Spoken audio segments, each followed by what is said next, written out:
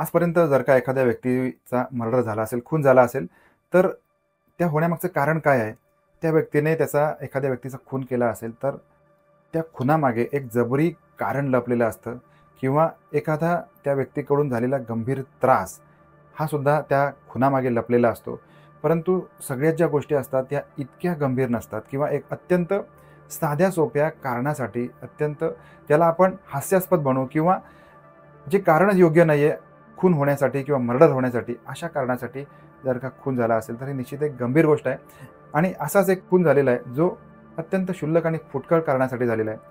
ही घटना घडलेली आहे लखनौमध्ये. आता अर्थातच उत्तर प्रदेश आहे, लखनौ आहे, त्याच्यामध्ये इंदिरानगर हा भाग आहे. 19 जुलैचा तो दिवस होता. या दिवशी एक नारळ पाणी विक्रेता आहे. त्याचं नाव आहे मनोज किंवा मनोज कुमार. हा जो मनोज आहे, याने नेहमीप्रमाणे त्याचं दुकान उघडलं आहे. दिवसभर त्याने खरेदी विक्रीचा जो काही व्यवहार आहे तो केला आहे. संध्याकाळी दुकान बंद केलं आहे आणि दुकान बंद करतानाच आपल्या घराच्या दिशेने निघताना त्याच्यावरती एकूण 5 इस्मांनी किंवा 5 तरुणांनी भयंकर असा हल्ला केला आहे.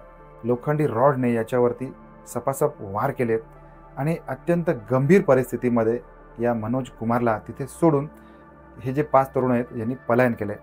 पोलीस आलेत. पोलिसांनी तपास सुरू केला आहे. कारण एका नारळ पाणी विक्रेत्याचा खून कोण कशासाठी करेल? दिवसभर काबाड कष्ट करून जो तरुण जगतोय, त्याच्यावरती इतका जीवघेणा हल्ला कशासाठी होईल? हे सगळं आता पोलिसांना तपास करून शोधून काढायचं होतं. त्यासाठी मग पोलिसांनी CCTV शोधायला सुरू केले. साधारणपणे 150 पेक्षा जास्त CCTV शोधून काढलेत. त्याचबरोबर इतर जे सर्व्हेलन्स असतं, या सर्व्हेलन्सच्या आधाराने पोलिसांनी एकूण 5 आरोपींना ताब्यात घेतलंय. त्याच्यातला जो मुख्य आरोपी आहे त्याचं नाव समोर येत आहे सोनू कश्यप. आता या सोनू कश्यपने कट करून इतक्या भयानक पद्धतीने मनोज कुमारला का संपवलेलं आहे, याचं कारण अत्यंत फुटकळ आहे. याच्यावरती सर्वसामान्य माणसाचा विश्वास बसू शकत नाही. तर साधारणपणे 2015 साल उजाडलेलं होतं. यावेळेला मृतक मनोज कुमार सध्या 2025 साली वय वर्ष 22, साधारणपणे 10 वर्षापूर्वी म्हणजेच याचं वय होतं 12, मनोज कुमारचं वय 12 आणि सोनू कश्यप या मुलाच्या किंवा या तरुणाच्या आईसोबत मनोज कुमारचं भांडण झालेलं होतं आणि काही कारणांमुळे मनोज कुमारने सोनू कश्यपच्या आईला मारहाण देखील केलेली होती आणि या संदर्भामध्ये पोलीस स्टेशनमध्ये त्यावेळेला अर्ज देखील दाखल करण्यात आलेला होता, तक्रार दाखल करण्यात आली होती. या गोष्टीला साधारणपणे आता 10 वर्षाचा कालावधी उलटून गेलेला आहे आणि 10 वर्षाच्या मोठ्या कालखंडानंतर सोनू कश्यपने मनोज कुमारची हत्या केलेली आहे. आता हा सगळा तपास करत असताना पोलिसांना CCTVमध्ये सोनू कश्यप एका डेव्हिल प्रिंटेड टी-शर्ट घालून या भागामध्ये फिरताना दिसलेला आहे. त्याच्यामुळे मग पोलिसांनी त्याला ताब्यात घेतलं. त्याचबरोबर सोशल मीडियाच्या काही साईटवरती सोनू कश्यप हाच सेम टी-शर्ट घालून नाचताना देखील दिसलेला आहे.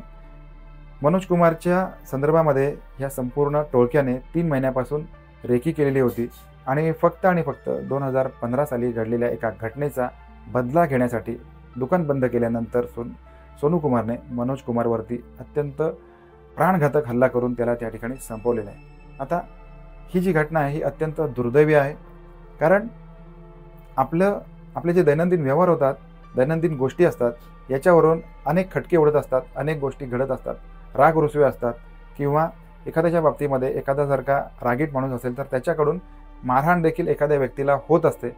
परंतु या सगळ्याचा परिणाम म्हणून तब्बल 10 वर्षानंतर जर का कोणी या अशासारख्या प्रकरणाचा जर का बदला घेत असेल आणि खुनाच्या मार्फत घेत असेल तर ही निश्चित गंभीर घटना आहे.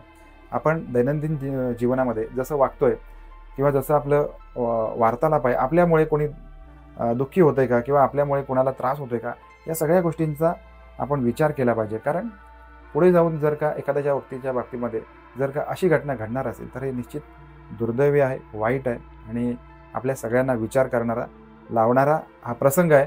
आता या सगळ्याबद्दल आपल्याला काय वाटतंय ते कमेंट देखील नक्की करा. आपण भेटूया नवीन क्राईम स्टोरीमध्ये. तोपर्यंत काळजी घ्या.